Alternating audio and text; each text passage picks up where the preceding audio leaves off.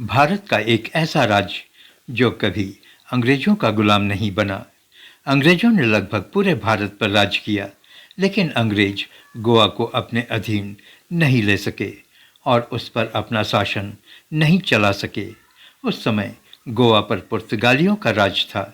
पुर्तगालियों ने गोवा पर करीब 450 सालों तक राज किया। गोवा ने कई शासकों का राज देखा, जैसे बहमनी, आदिल शाह, कदम्ब आदि।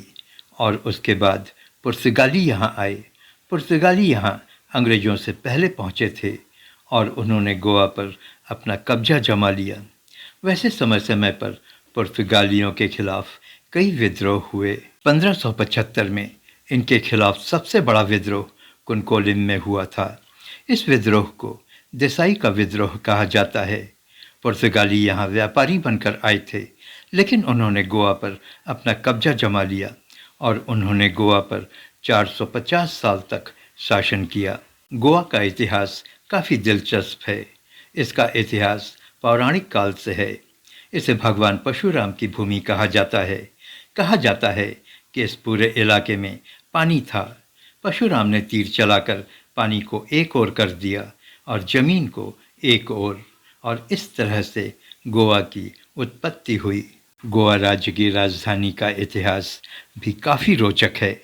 1843 में इसकी राजधानी वेल्हा गोवा से पणजी शिफ्ट कर दिया गया था।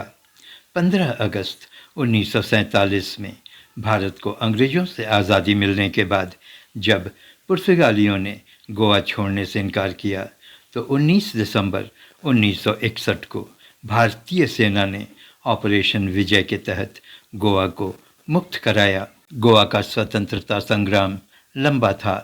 पुर्तगाल अपने भारतीय इलाकों की संप्रभुता के ट्रांसफ़र पर भारत से बातचीत करने को राजी नहीं हो रहा था। प्राचीन और मध्यकाल में करीब 3री शताब्दी ईसा पूर्व में यहाँ मौर्यों का शासन था, जिसके बाद सातवाहन, भोज, कदम्ब और चालुक्य राजों का शासन रहा। 14वीं शताब्दी में खिलजी और बाद में विजय साम्राज्य का दबदबा रहा। करीब 1510 में अल्फोंसो डी अल्बुकर्क ने बीजापुर के सुल्तान को शिकस्त देकर गोवा पर पुर्तगाली शासन की स्थापना की। उसके बाद से गोवा में कई चर्च और किलों का निर्माण हुआ। 1961 में पुर्तगालियों के शासन के खत्म होने के बाद गोवा, दमन और दीव को केंद्र शासित प्रदेश बनाया गया। 30 मई 1987 में कोंकणी भाषा के लंबे आंदोलन के बाद गोवा को पूर्ण राज्य का दर्जा दिया गया। आप हिंदुस्तान तू जाग देख रहे हैं। Thank you for watching.